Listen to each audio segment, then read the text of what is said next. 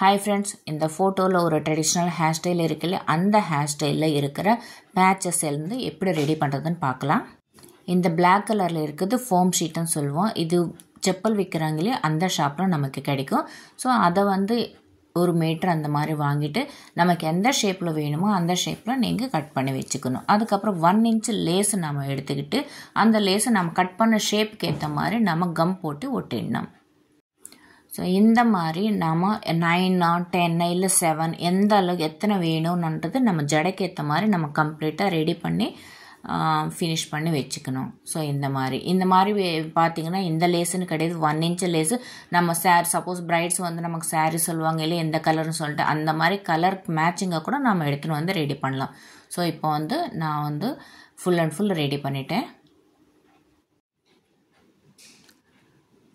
இப்போ பார்த்தீங்கன்னா ஜடை பார்த்து செக் பண்ணிவிட்டு நம்ம கீழே ஹேங்கிங்ஸ் கூட நம்ம ரெடி பண்ணிக்கலாம். இந்த ஹேங்கிங்ஸ் எல்லாம் இந்த ப்ளவுஸுக்கு கையில் எண்டிங்கில் வைக்கிறாங்களே அந்த மாதிரி ஹேங்கிங்ஸு நம்ம சாரீ மேட்சிங்கு இல்லைன்னா அந்த பேட்ச் என்ன கலர் இருக்கோ அது மேட்சிங்காக நம்ம ஸ்டிச் பண்ணிட்டோம்னா ஹேங்கிங்ஸ் ஜடைக்கு ரொம்ப அழகாக இருக்கும்.